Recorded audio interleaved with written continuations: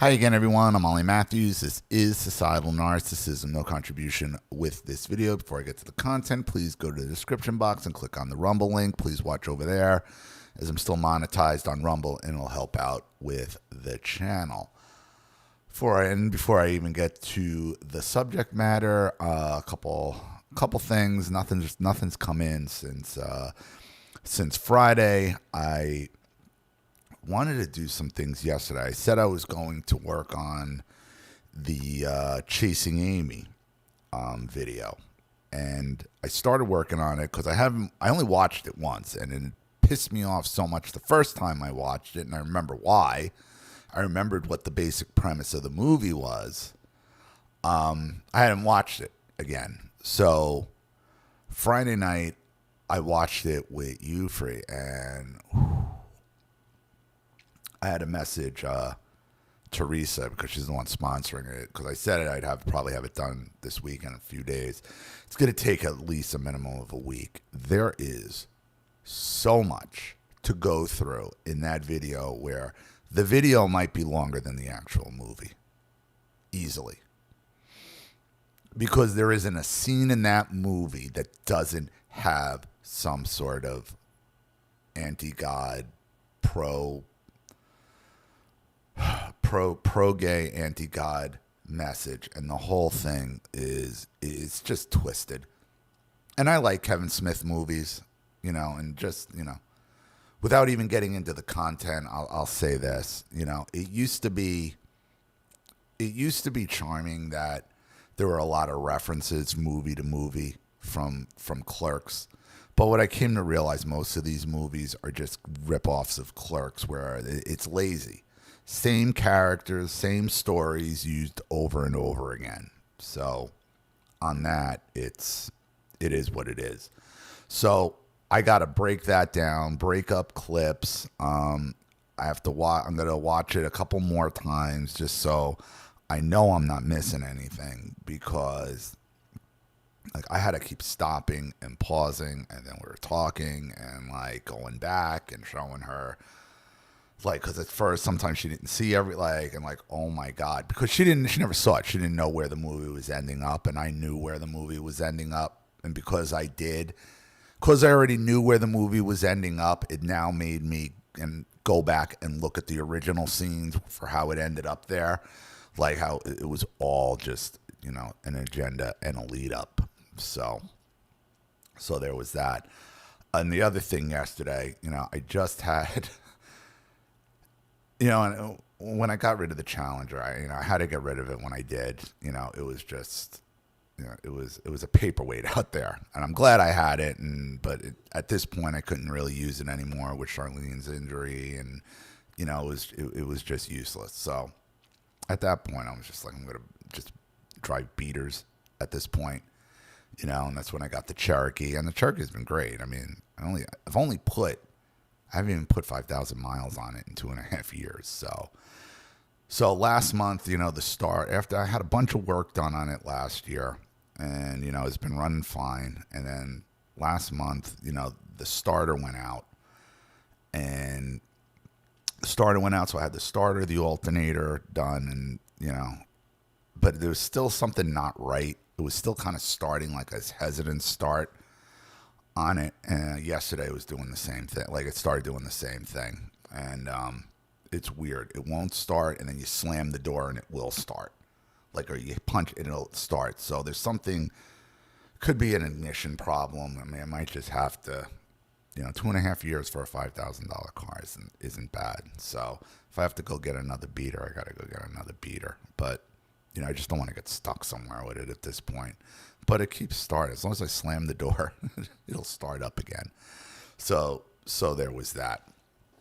So what I'm going to do now, obviously, is carry on with the original mission. And we're up to My Life with Narcissistic Parents number 6. And this is a longer one. This one's a half hour. I think I'm probably getting into Virginia in this one. So here we go. Hi, this is Ollie Matthews, and this is part 6 of my series, Growing Up with Narcissistic Parents. what I wanted to get into today was my wife, my second wife. Um, Joey's been she asks me all the time. She obviously doesn't like the ex, and the ex is a full-blown narcissist as well. I married a narcissist, but she asks. I did call her a narcissist, huh? Maybe at this point I did. I very rarely ever, even though look, my first wife is a walking disaster. She is a disaster, but her parents made her that way. But she likes it. She likes it. She likes being a disaster. She likes the pity. She likes oh, woe is me, born to lose. The whole family should have went out and got born to lose tattoos on their chest. How did you end up with her? How did that happen? Oh, how did I end up with her? God, here we go. You're complete opposites, yada, yada. And we had nothing in common. Nothing. Oh, I remember. Thanks, meat. Again. Thanks, meat. She's right. And it goes beyond your basic new life, old life thing. And to really understand what happened, and I really just kind of came to this epiphany last night, where I figured it out, where I finally put my finger on it, how I ended up married to a narcissist and how I actually ended up with my ex-wife. And it's all, again, a direct result of my childhood and my parents and their progression as narcissists as well. I had spoken a couple times about how my mother and father would control me through money, even as a little kid. My birthday money, anytime that I ever got cash, they'd take it to, we're putting it in the bank, Paper route.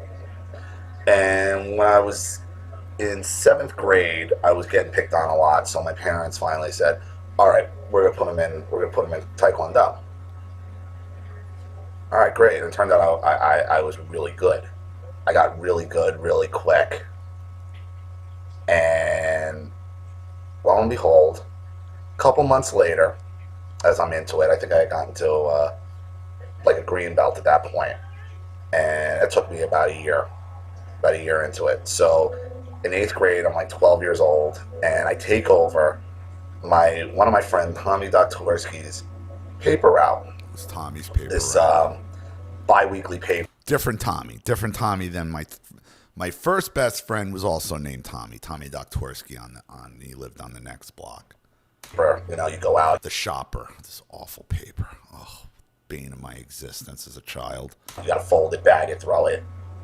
It was like garbage money, but it was a couple blocks at that age, and either go around on your bike or have your mother drive you. It was $60, $70 a week, depending on inserts. At Christmas time, when there was a lot of inserts, you could make $100. In 1986, no, 85, 80, that was $100 in your pocket. Come on.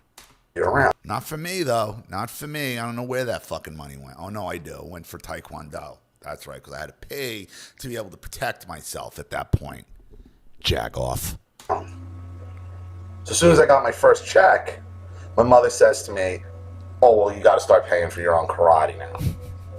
So, my first experience with work is I'm working for something and I get no benefit out of it because now I'm being forced to pay for the karate.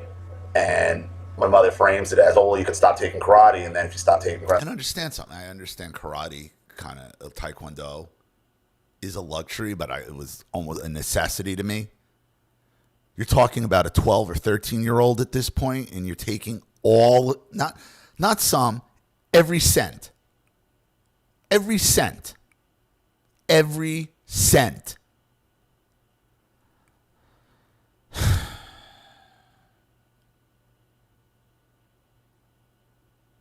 You never get past that feeling of working for nothing, that helplessness. It's worse than the birthday money being gifted to you, being taken, or the Christmas money you didn't really do anything, even though your friends are getting that as well. When you're actually working for something, when you're actually doing a task and doing a function, and they take 100% of that.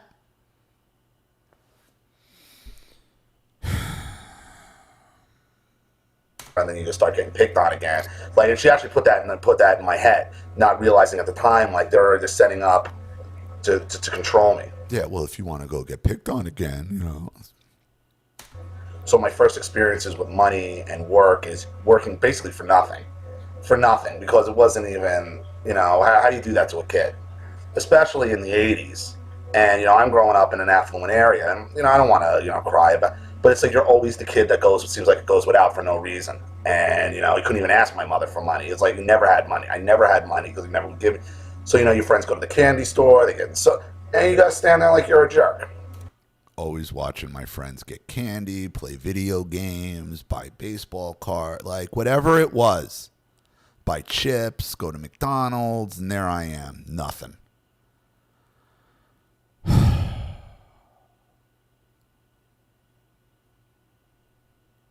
The one time I asked her, like, where they're all, well, going 7-Eleven, can I have like $1 for a big gulp? So she just goes, opens the refrigerator and just pours her fucking colored water in there. You know, her high C with just enough to turn the water red, but not taste anything. I like, forget it. And I just turned around. What's the problem? What's the problem? What? And I forget it. My friends like, let's just go. Let's just go.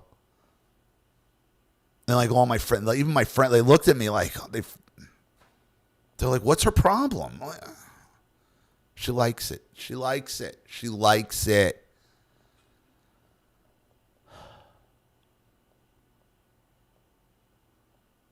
The one thing she could, other than calling me names, because that was undeniable, is the one other thing, other than fucking on the Little League field. The one thing, one of the few things she would actually admit that she was shitty about, and she was shitty about it because she wanted to damage me. I don't know. I know how terrible my mother used to do the same thing. So then why did you do it to me? I don't know. I don't know. I know I shouldn't have been doing it when I did it. Well, why did you do it? There's no book. I hope she suffered. I really do. I really hope she suffered. And I am so happy she died knowing how much I fucking despised her. So again, it just gives you that lowers your self-worth. You know, and that went on, and she wouldn't let me quit. And she wouldn't let me quit the paper route. And until I was about 15. And then they made me get a job down at the local supermarket, the ShopRite. Which was fine because I wanted to start saving. Right, which was fine because I wanted to start saving for a car at that point. And the problem with the paper route was my mother wanted me to do it. Okay, but it wasn't because it was in my town. It was built on these hills. So I had like 4 blocks on the other side of the boulevard was up and over these 4 hills. It was something like 300-400 houses that you would drive and throw the paper as you go. And it was always a fight because it was the paper went out on Tuesdays and Saturdays. It was twice a week. Always a fight when that paper had to be delivered because my mother never wanted to deliver, and she'd always ask my father, and my father would lose his shit. He must have called the woman who ran the paper and quit on my behalf like five or 10 times. Like he would call, like, you saw, like, he's not doing this anymore. Don't bring the paper. And then my mother would get on the phone and say, yes, he is. Like, she would override my father. Remember me? Remember how she'd step on your nuts? Remember? There was nothing you could do about it. For a car, because it was going to be like 2 years. It was just about when I was about to turn 16. So in another year, I would have gotten my license and saved for a car. And because the money was going in the bank, they weren't touching it at the time. And I turned 17, I got my license, and I was able to go out, buy my own car. And my own. Yeah, this is the ShopRite money. When I started at ShopRite, okay, they had no reason to take my money anymore because I wasn't doing Taekwondo. The Taekwondo school, the teacher had moved and he went to this other guy who I didn't like, and I was past that. I had what I needed out of it. So they had no excuse to get their hands on my ShopRite money. None. My own car insurance based on what I was making at ShopRite. As soon as I got that license, I realized for the first time in my life, I didn't have to be in that house anymore. Right. I had other options. And it was the very first time I kind of felt like I had a space of my own inside my own car. And I could realize maybe I don't have to be here. I can kind of go where I want. But my parents clued in on that really quick. And what would happen is my mother would then go out of her way to start picking fights with me. And when my mother would pick a fight, like I would just try to ignore her. Try to leave the room for hours. And she would follow you from room to room to room, poke until you snapped. She would not quit. She would not stop. And I could tell when she was trying to get something going so she could take something away from me. Like I knew her fucking game. And he said, well, why didn't you just walk out? Because she'd physically block the door. And there was no way getting past her without physically moving her. And once you're physically moving her, you're fighting a gorilla. You're fighting a gorilla. And prodding. And then she would make a fast move at you. And you go to flinch. And then it was on. She said, oh, you raised your hands to me. And she used to keep a baseball bat and act like, behind her bedroom door, and act like I was like some kind of out of control animal. This was going on a couple times a week. Get the bat, Michael. Get the bat. Get the old Louisville Slugger. And that really kind of, and that started, like about around 16. And then it got really bad, when I hit 7, when I started driving out of control. So then my father tries to take my car away from me. And I realized I got him because I own the car. It's registered in my name. I have the title. I insure it. You can't take shit away from me. Exactly. So he went out. You weren't going to be put in that position again. Boy, he made a stupid mistake that day. Oh, I should have. Side. And he disassembled. He tried to take off the alternator, the battery cable, thinking like I wouldn't know what to do. So I went and I put it back on. And then he just ripped it out and wouldn't give it to me. And I'm like, you better give me that fucking thing. And he's like, you know what? I'm calling the cops and I'm having you removed. And I'm like, you know what? I'm 17. You can't have me removed. I haven't done anything. Tough shit. Can't have me removed and I own the car.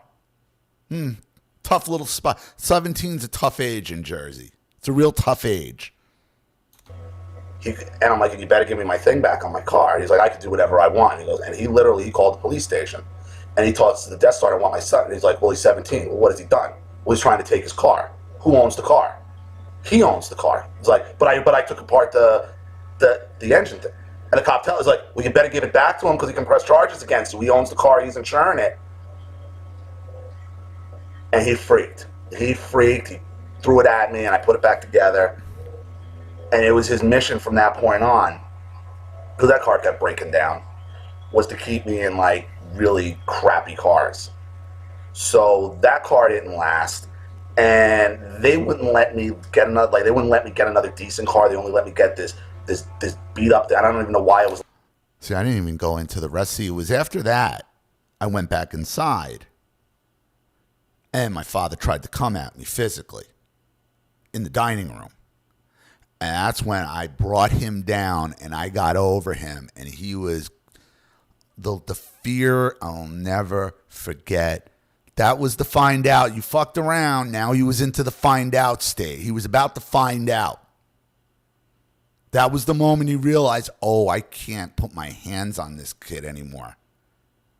And I was about to rain the thunder on his face, and like my mother with her fucking gorilla strength came up from behind me and just jacked me, because she's unbelievable strength when she's charged up. Unbelievable strength. But that was enough. I mean, I was able to get her off, and I got up, and I'm like, ugh. And he walked back, and he needed that beating. He needed that beating. He needed it. I was listening to him at that point. They made me buy this other car. The engine blew immediately. And then They were my telling me. father says to me, well, I'll replace the engine, but we got to control your money at this point. Mm-hmm. And I was 19 at that point. Yep. And here I am.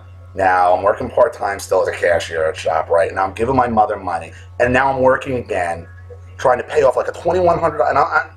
And it never ended. And I could never get an amount of what I owed. And I never thought to add. So again, I'm being controlled. And then that car finally died. Again, it fell apart. And I didn't have a car for a couple of days. And I was figuring out what I could do. And I was looking to go, and like, maybe I could get a geo tracker on my own. It looked like I might be able to. Then what happens? My parents pull up in front of the house in a brand new Chevy Cavalier convertible.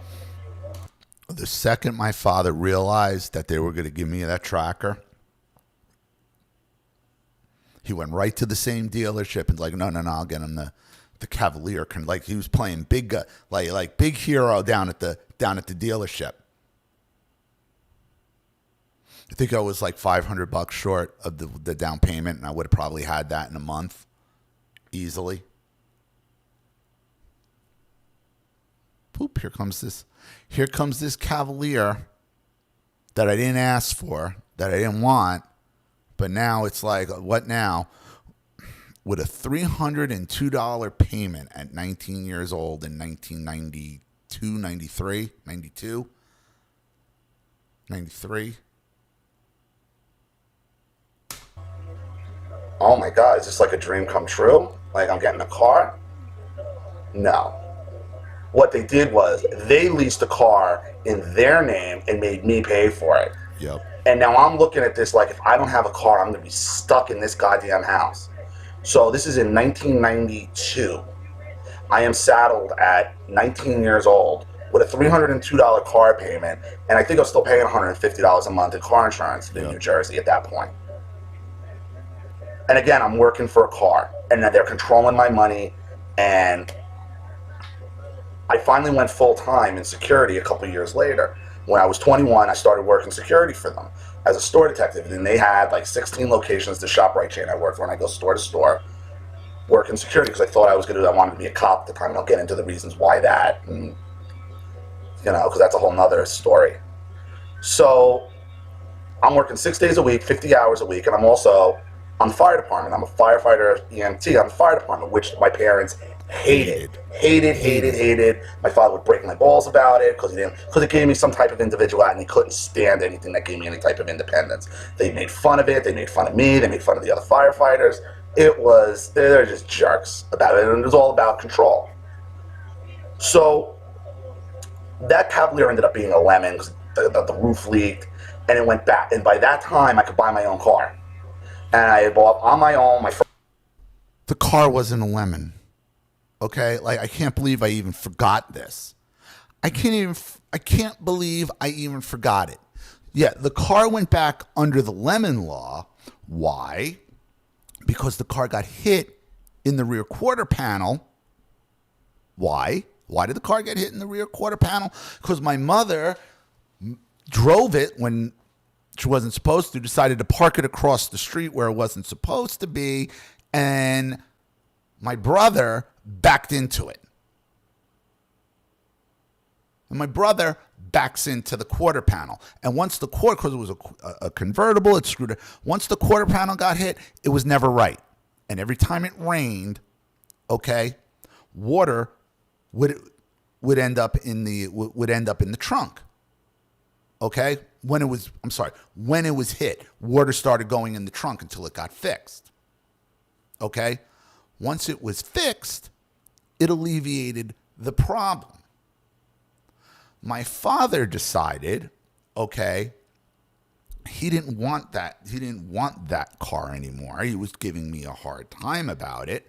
So what he did was, okay, what he was going to do was he was going to buy himself a new car and give me the 88 Nova have me drive the 88 Nova. So how did he get the car to go back under the lemon law? He kept throwing water in the trunk and returning it to Chevy, to the Chevy dealership. And he found out, he went, because what he does, he goes and he researches lemon laws, and they have like 5 chances to fix it, and after the 5th time, they have to take it back as a lemon. So what he was doing was he would go in, throw water in the trunk, and put it back as a lemon. Here's the thing. I didn't know he was throwing water in the trunk until he was about to, like, oh, it's going back as a lemon. What? What are you talking about? He did that with 2 cars. He did that with a Chevy Blazer, and he did that with my Cavalier. The guy is just shit. Everything he does is a fucking scam. Everything. First car was in 1990. Was a 1995 Pontiac Sunfire, and I bought that on my own and insured it. Yep. But before that, now what had happened is, if I was doing something, I had that Cavalier that my parents didn't like, they would constantly try to take the car away from me at 20, 21 years old. You're not going anywhere with the car. Well, this happened after. Now, what happened was, I had come home on a Friday night after working a lot of. Oh, that's right. We're talking about how I ended up with my wife, my first wife. That's right. That's right. That's right. That's right. That's right. Taking the car away. I was 21 when this happened. Working full time, arresting people, like on the fire department. Let's just. Hours, and I think I had put in like 60 hours that week. You know, court cases and everything, because you're locking people up. And they didn't like something, like I didn't pick something up in my room at 21, and I'm working full time and paying them rent. Yeah, and also paying them rent in the house and giving them my paycheck every week. And then my mother's giving me taking money for the car, insurance, and rent. Like $21 to spend on myself, you know. It was horrible. Yeah, here's $21 for the week for the rent. Like, this is what I was dealing with. And finally, I'm like, I'm not giving you my keys. I'm not giving you my car. I'm 21 years old. I'm making X amount. Like, get out of my face. Get out of my face. About 20 minutes later, there's a knock on my bedroom door. It's 2 cops. My parents called the fucking police on me, telling me I was out of control and I had to leave the house. And like, you know, and I'm already thinking like, what is this? What? And the cops who knew me, because I'm a firefighter in the town, they're like, listen, we're really sorry. Like, can you just? And I'm like, this is my legal residence. I'm paying them rent. I know they can't just make me leave. They're like, well, your father's saying you made a threat against him, and your mother's backing it up. So they said they want us to arrest you if you don't leave. And he's like, look, and he knew me. And he's like, look, Matt, he's like, just go for a walk for a couple hours.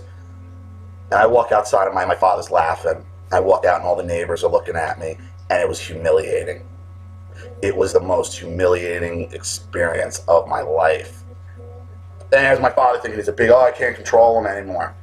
You know, I'm 21 years old, I'm a grown man, I'm working victim. Oh, I tried with him, big victim. And the neighbors are there like, he's a firefighter. We see him going to work. Like, what is this? Like, what is going on with you at this point, Brian? Like, what is this? I'm working a full-time job. I'm working 40-something hours, 40, 50, 60 hours a week. Literally at that time, I was working 6 days a week. I had 1 day off, Tuesdays. And they're coming home, and I'm coming home, giving them money, paying them extra rent, and they're trying to take a car away from me that I never asked for and I didn't want. And they knew it was just nothing but an albatross around my neck. I just needed a vehicle to get some. That's it. I just needed to get out. And I left, and I walked around for a couple hours, just like, what am I going to do? Hopeless, angry, upset. And I walked back to the house. I walked in the side door, and they didn't say anything. And I'm like, are you going to say anything? They're like, you're going to listen. You want to live in this house because you'll never make it on your own. And, you know, just making me feel like, and I'm not even thinking like I'm full-time job, I could get my own apartment. I'm not even thinking that at this time. Like, I'm just thinking I'm still so... I could. Like, I didn't need any of it. But they made you think you did. Stupid, and I can't handle anything on my own. 2 days later, I go out on my first date with my ex-wife because somebody said, hey, why don't you take her out. I was in her. She worked for ShopRite in Wayne, and I was in her store. And one of her friends like made a comment to go to a concert with her, and I was just like numb to it. I'm like, yeah, whatever. And subconsciously, because I didn't like her. Don't do this. I didn't like her attitude. I don't even like her. I wasn't attracted to her. And every other girl I had been with at that point, after I wanted to chew my arm off after 2 days. That was the other problem. And that was the other problem. Post-nut clarity is a real thing. So couldn't understand like why I don't like this girl. Because it was a fear of being alone. Because I was at a point where like these people, my parents had traumatized me to the point where I was looking for anything to get out. Anything else to hang my hat on where I could get out or some kind of support. And I ended up going to another narcissist who treated me just the same way as my parents did, indifferent, like just handed the torch of abuse to the ex. And that went on with her for 14 years. Between dating and married to her, 14 years. And it's horrible. I mean, we got a horrible relationship now. I had to stand up for myself. I couldn't do it anymore. And again, this is all because of the pattern of abuse started from my parents. You know, the control factors that started from when I was a child to control me through money, to get your hands on my money. They understood if you could get your hands on his money and make him feel like he had, seal him off, alienate him from any other type of options. And that's their pattern. They are a divide and conquer type of narcissist, whether they're physically doing it through money means or cars or trying to build alliances where they're talking shit about you behind your back.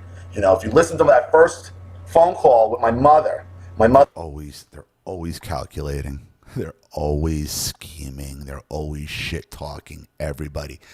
Listen, people, whether you're family, they're friends, I promise you, soon as they are out of your sight, not they are talking shit about you. 100%. Everyone. It's what they do. Mother says, who do you have? Who do you have? Meaning, who's on your side? I never stopped to count. Because I'm not giving, up until now, I never really gave my side. Because it was nobody's fucking business. And my brother told them, it's real easy to get people to agree with you when they're only hearing your side of the story. It's unbelievable because these were going on when I was still talking to my brother, you know? Little pussy that he is. And your fucking bullshit. But this is, the thing about these, what they really are, was my brother trying to hoover me back in. That's what this was. My brother trying to stir the pot, stir me up, stir my parents up, so the fucking bullshit was off of him. And he was already living in Denver at the time. He couldn't even handle it from 2,000 miles away. It lies. And it's not the case completely, because I have spoken to my aunt here and there. And I'm like, Adrian, you know, why do you allow this to continue to happen? Like, you know what my father is, you know what my mother is, you know I'm the fan. Like, they're at the point where they have my ex-wife over their my family functions, because my father and mother bring her along because they're supporting her now. A woman who's making, mind you, as a kindergarten teacher in New Jersey, okay, a salary of $90,000 plus full benefits. $103,000 now for first grade. So I mean, I understand. You know why the extra money. I mean, I remember how worried you were when they wanted you to teach third grade math in summer school. I can't do this. What? It's third grade math. What are you talking about? Woo. Benefits. Plus a full benefits package that equals about 21 grand on top of it. Mm-hmm. And a lifetime pension. And she will make her last year's salary for the rest of her life. But my ex is also a narcissist. She likes to play the victim. Oh, pity me, give me through pity. That type of narcissist. That's what I married. And they said to me, we want to see Erin, who's my daughter. And the only way we can see Erin, okay, because your father said, it's this way or no way, you got to accept the whole, your ex-wife, I'm not even going to mention her name because I can't stand her. Now, I only half believe that based on what this aunt did to her own sister Lita, who I spoke about, where they did the same thing to her. Right. Like, I don't know what, that was Adrian. Like, I half believe her and I half don't. Because I know she would love to give shit on my mother because she hated her that much.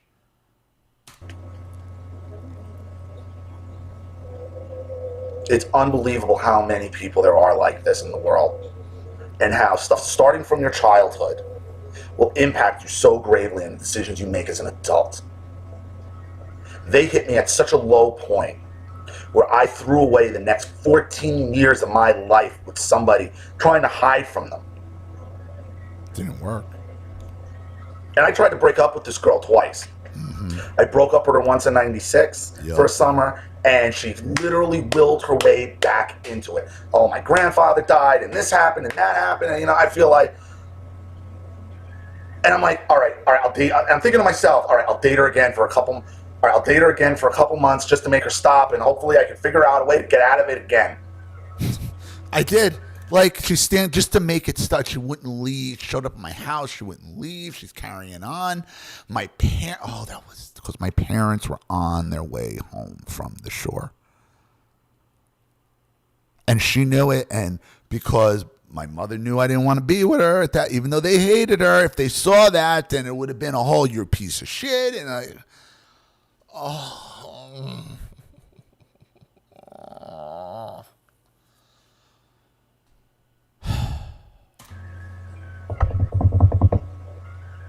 that's Child in Time playing in the background. I couldn't do these without music playing at the very beginning. And at that point, I finally moved out of my house with my best friend. And we got an apartment. We had a really nice apartment. And it was January, we moved out. In February, I tried to break up with my ex-wife. Like, I had it. I had my own place. I was starting to feel like, all right. I got some independence now. This can work.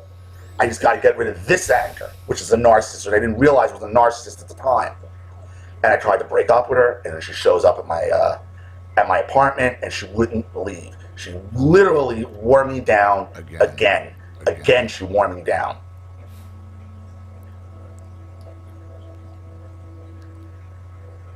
And 2 months later, that happened in February. And by the end of May, She was pregnant. beginning of June, She said she was pregnant. shows up in my house, pregnant. They're telling me she's pregnant. Now, how are you pregnant? You're on the pill, I thought. Oh, well, I must have missed this or that. And here's the thing, the rest of this, I have two different recollections of. And I'm not sure which it is. But whichever one it is, it doesn't really matter because I got screwed either way. I still don't know. She either A, got pregnant deliberately, stopped taking the pill when I broke up with her, tried to break up with her in February, so she could trap me. Or she told me that she was pregnant, and it's weird. It's weird because I have, and you know what? I'm going to cut it there because I'm still not sure what the memory is here on this. Let's just say there's something fishy about her being pregnant because she didn't. When she told me she was pregnant, I was so panicked because the first thing I thought, like, my parents are going to kill me. I was 23. I was 23. Like, oh my God. Like, and here's the thing with my ex. She's older than me. Like, when I met her, I was 20. She was 24, or I was 21. She was 25. And I didn't notice at the time that everybody she hung out with was 4 to 5 years younger than her. And what it ended up being is she did that because people her own age couldn't stand her, and it was much easier to control people younger than you. Yep. And at that age, yep. Everybody she hung out with was 4 to 5 years younger than her. All her friends. And me included. So You know, you would figure a 23 and a 27-year-old should have been able to handle this in 1997. But, you know, she was like, oh, well, I can't really keep it because I've been taking my birth control pills the whole time. So I have to get rid of it.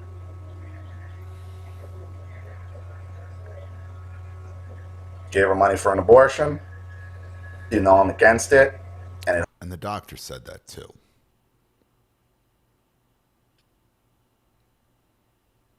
When we had Erin. Because she asked if she had been pregnant before. She's like, once before. And she's like, okay. She's like, what happened? She's like, oh, you had to terminate. You had to have terminated because we didn't know. And I took birth controls for 2 months.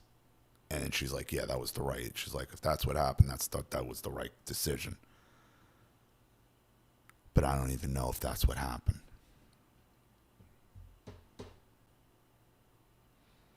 It haunts me to this day. And to this day, I'm not sure if she had an abortion, if she made the whole thing up, if she got pregnant on purpose, trying to trap, because at that point, she knew who I was. I mean, she already knew who I was as a person. And something said to me, you gotta marry her. You gotta marry her, you gotta marry her, you gotta marry her. And like an idiot, I went into the city, bought her a ring, and gave it to her. 2 days after she told me she was pregnant. I had nobody to talk to. I had nobody to confide in. You know, I couldn't go to my parents. I thought I couldn't go to my parents. I knew I couldn't go to my parents. Because I think everything I do was wrong anyway, and evil, and dark, and... I'll say this. I don't even buy what the doctor was saying at this point. Like, hindsight is 20/20. Clearly. If she truly was, then we should have had it, regardless of the birth control or not. But I don't know. I don't think I talk about it. But I know I talk about it in a later video when I came home, when she was pregnant with Erin, and she had talked to her maid of honor, who she hadn't talked to since our wedding, and she didn't know I was home. I had gotten home before her. And I didn't take my car that day.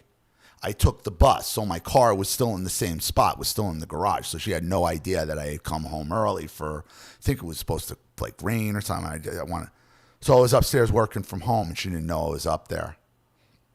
I guess she had made the call, and I picked up the phone to call somebody. She was talking to Jill, and Jill said, and I heard, I told you telling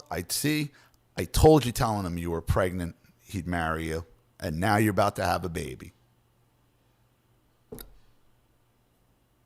Click. What do you do now? What do you do now? I don't know. One bad decision after another after another. Fast forward to... It's also why I am the way I am about abortion at this point. I say everybody gets one because you don't know. But once you know, you know. Once you have the baby for real, or once you know. Ain't a religious thing, ain't because of Jesus or anything like that. When you know, you know. When my wife is pregnant with Erin in 03. I do tell it, yeah. Okay. And I had my computer room. We had bought a house, and I had my computer room upstairs. And I had gotten home early from work, and I don't think she knew I was home. I'm on the computer, and I go to pick up the phone to call my neighbor, and my ex on the phone with one of her friends, and who she hadn't talked to since the day we got married, and this was her best friend, who was calling her now that she was pregnant, some 5 years later. And just as she says to her, see, I told you telling him he was pregnant would work. That's what her friend said to her. That's what I heard. So now what do I do, right? So now I know she's actually pregnant.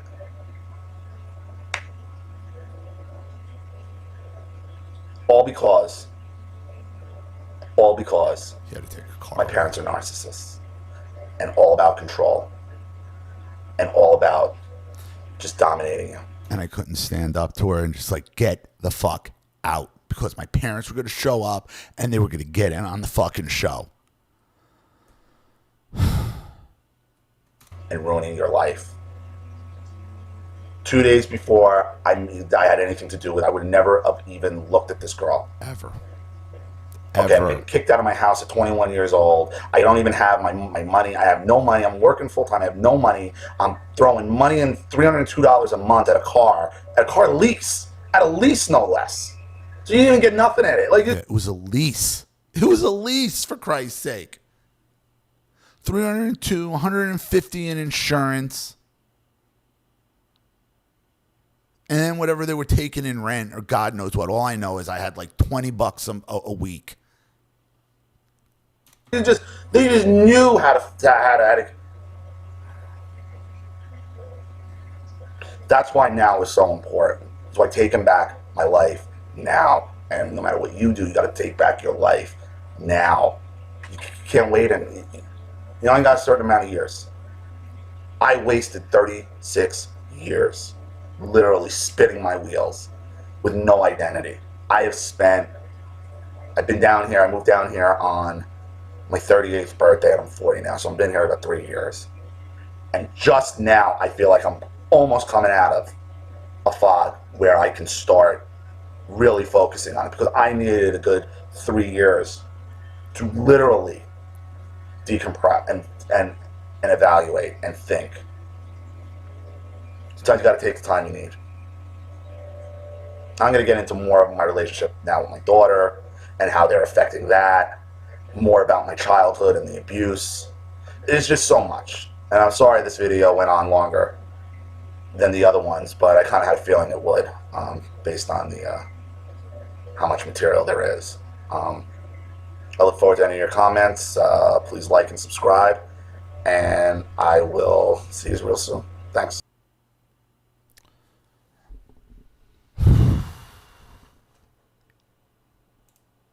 There you have it. Story stayed consistent. I'll keep saying that. It's unbelievable, the abuse and how it just leads you to where you are in life today. And it's calculated, it's purposeful, and it was designed so they could see you fail. This is why you don't go back. You don't break contact. You don't write them a letter. You don't say goodbye. You don't go to their funeral. You don't see them on their deathbed. They made their bed. Let them lie in it. You don't worry about a will or an inheritance or any of it, because they're all just strings. And in the end, it's never going to work out the way you want it to. So, going to leave it there. Thank you to everybody watching. Please leave any opinions in the comment section below. And again, if you want your story read on the channel, you have a topic you'd like me to cover, something you'd like to expose, you'd like to set up a Skype, a phone call, have a private video made, you'd like to sponsor a video like this for someone who needs help and can't afford it, or just make a contribution to the channel in general to keep it supported, growing, and successful, because this channel survives 100% on contributions from all of you. Without you guys, all this goes away. So if you like what you see here and you want to see more videos like this, you know what to do with either the Cash App, Zelle, PayPal, and email links in the description box below. Also, please like and share this video wherever you can. Subscribe to my channel if you haven't. And be sure to click the subscription bell to be notified of all my video uploads. Also, be sure to subscribe to both channels on Rumble. Please watch the video over there. Even a click helps. Subscribe to me on X and Telegram as well. I'm Ollie Matthews. This has been Societal Narcissism. Take care, everyone.